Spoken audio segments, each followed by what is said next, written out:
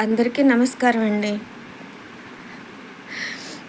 ముఖ్యంగా చంద్రబాబు గారికి, పవన్ కళ్యాణ్ గారికి, లోకేష్ గారికి, భరత్ గారికి, మీడియా సోదరులందరికీ నా చాలా చాలా థ్యాంక్స్ అండి. ఈరోజు నేను నా బిడ్డ ప్రాణాలతో ఉన్నామంటే చంద్రబాబు గారు, మీడియాగా కారణం. ఆంధ్రలో ఆడదానికి రక్షణ లేదక్క.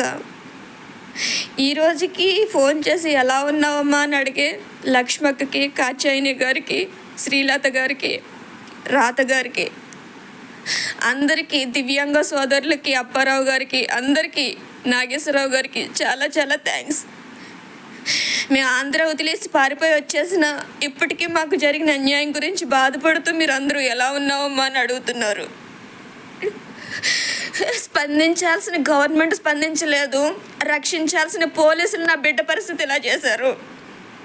పోలీసులకు ఒక విధంగా థ్యాంక్స్ చెప్పాలి. ఎందుకంటే మొన్నటి వరకు పిల్లల్ని నడువు నొప్పితో, కాలు నొప్పితో గిల్ల గిల్ల గిల్ల కొట్టుకుని ఏడ్చేది. పోలీసులు కొట్టిన దెబ్బలకి, ఈడ్చేసిన దానికి, దెబ్బకి వెన్నుపోసి అంత స్పర్శిపోయింది. ఒక దివ్యాంగురాలికి ఆంధ్రప్రదేశ్లో జరిగిన ఘనకార్యం ఇది. ఒక బిడ్డకి న్యాయం అడిగాననేసి నన్ను పిచ్చిదాన్ని చేశారు. వీళ్ళు పోలీసుల, జంతువుల నాకు అర్థం కాలే. నేను సీఎం అందరూ అన్నేశారు. అందరూ అన్నారు జగనన్నకి తెలియదు, జగనన్నకి తెలిస్తే నీకు అన్యాయం, జరిగిన అన్యాయం ఇమ్మీడియట్లుగా నీకు న్యాయం జరిగిపోద్ది అంటే నేను ప్రాణాలకు తెగించి వెళ్ళానండి సీఎం ఆఫీస్కి. ఒక మధ్యతరగతి ఆడది సీఎం ఆఫీస్ దాకా వెళ్ళడం అంటే ఎంత కష్టం. ఎలాగైనా జగనన్నని కలిస్తే నా బిడ్డకి న్యాయం జరుగుద్ది అనేసి అందరూ అన్నారు అనేసి నేను ప్రాణాలకు తెగించి వెళ్ళాను. వెళ్ళినందుకు ఫలితం ఏముంది? పబ్లిసిటీ చేసుకున్నారు. నా ఇల్లు నాకు అమ్మించి పెట్టడానికి వీళ్ళు పబ్లిసిటీ చేసుకున్నారు. అసలు పోలీసుల ఆ తాడి చెట్టు రాజా కానీ, కుడిపొడి సూర్యనారాయణరావు కానీ ఇంటర్ఫీర్ అవ్వకపోతే నా ప్రాపర్టీ, నా ప్రాబ్లం లేదు. వైసీపీ నేతలు చేసిన అకృత్యాలకి నా బిడ్డ బలైపోయింది. దానికి న్యాయం చేయమని అడిగాననేసి నన్ను పిచ్చిదాన్ని చేశారు. ఇదక్క ఆడదానికైతే ఆంధ్రప్రదేశ్లో రక్షణ లేదు.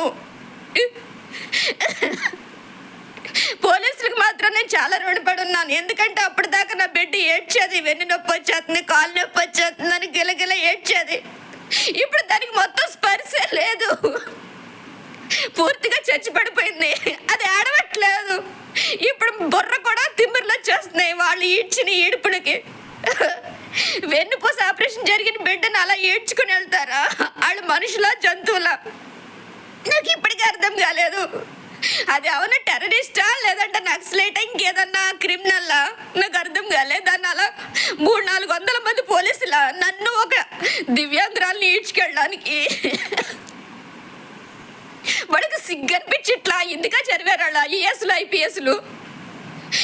ఆంధ్రప్రదేశ్లో దివ్యాంగుల కమిషన్ చచ్చిపడిపోయింది, హ్యూమన్ రైట్స్ కమిషన్ చచ్చిపడిపోయింది, ఉమెన్ రైట్స్ కమిషన్ చచ్చిపడిపోయింది. అన్ని కమిషన్, అన్ని గవర్నమెంట్ ఆఫీసర్స్ అందరూ చచ్చిపడిపోయారు. నా కూతురు ఒకటే అనుకున్నా నేను అప్పటిదాకా. నా కూతురికి కాళ్ళు ఒకటే చచ్చిపడిపోయినాయి. కానీ ఆంధ్రలో మొత్తం న్యాయం అనేది చచ్చిపడిపోయింది. లేడీ కానిస్టేబుల్ ఉన్నది ఆడవాళ్ళని రక్షించడానికి కాదు, ఇలా పసిపిల్లల మీద, ఆడవాళ్ళ మీద దౌర్జన్యం చేయించి నోరు మోయించడానికి, పిచ్చి ఆసుపత్రికి పంపించడానికి, మగజాతికి మట్టి అంటకుండా ఆడవాళ్ళతోనే చంపించడానికి. హ్యాట్స్ ఆఫ్ నిజంగా. నా బిడ్డ పరిస్థితి ఏ ఆడదానికి రాకూడదు, ఏ పసిబిడ్డకి రాకూడదు అని నేను ట్రై చేశాను అంతే. కానీ నాకు ఎవరి మీద పర్సనల్ గ్రేడ్స్ లేదు. ఒక చిన్న పిల్లకి అన్యాయం జరిగితే ఎంతమంది గొప్పవాళ్ళు స్పందిస్తారా అని. నిజంగా గొప్పవాళ్ళు అందరికీ చచ్చిపడిపోయారండి. ఆంధ్రప్రదేశ్లో మానవత్వానికి చోటే లేదు. ఏదో అక్కడ పాపం లక్ష్మక్క లాంటి వాళ్ళు బాధపడుతున్నారు, నాగేశ్వరరావు గారు లాంటి వాళ్ళు స్పందిస్తున్నారు. కానీ స్పందించాల్సిన గవర్నమెంట్ కానీ, పోలీసులు కానీ, దివ్యాంగుల కమిషనర్ కానీ, హ్యూమన్ రైట్స్ కమిషనర్ కానీ అసలు ఉమెన్ కమిషనర్ లేదంట. మరి నాకు అర్థం కాలే. సీఎం ఆఫీస్కి వెళ్ళినప్పుడు నా కేసు సుమోటో కేసు కింద ఫైల్ చేస్తామన్నారు. ఇప్పుడు దానికి ఏమీ ఇది లేదు. ఇంకా దీని ప్రాపర్టీ అలా కోర్టులోనే జరుగుతుంది. దీనికి ఇంత అన్యాయం చేసిన పోలీసులు మాత్రం కుక్కల్లా తిరుగుతున్నారు సమాజంలో. వాళ్ళకి కూతుర్లు ఉన్నారు. వాడికి చస్తే వాడి కూతురు పరిస్థితి కూడా నా కూతురులాగా ఉంటుంది. I promise, I swear about that. ఒక పసిబిడ్డకి న్యాయం చేయడానికి ఇంతమంది మగవాదవులు అందరూ చస్తున్నారు అక్కడ. ఏం చెప్పమంటావు అక్క? ఇంకా నాలాగా ఆంధ్ర వదిలి పారిపోతేనే కానీ ఆడదానికి రక్షణ లేదంటే ఇంకే సమాజంలో అక్కడ ఎందుకు బతుకుతున్నారో నాకు అర్థం కావట్లేదు. మళ్ళీ వైసీపీ వస్తే మీరందరూ కూడా సర్దేసుకోవచ్చు. నేను చంద్రబాబు గారు వస్తేనే నేను ఆంధ్రలో అడుగు పెడతా. లేదంటే ఇంకా జగనన్న ప్రభుత్వంలో నాకు నా బిడ్డకి రక్షణ లేదు. ఈ పోలీసులు ఉన్నారే, వాళ్ళు కుక్కల కంటే దరిద్రంగా బిహేవ్ చేశారు. వాళ్ళ బతుకులు ఐపీఎస్లు చదివింది ఎందుక? సిగ్గనిపించట్లే.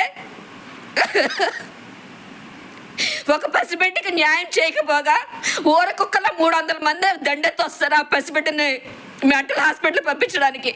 నా బిడ్డకి న్యూరాలజీ ప్రాబ్లం అండి. వాళ్ళు చదువుకున్న చదువులో లేదేమో.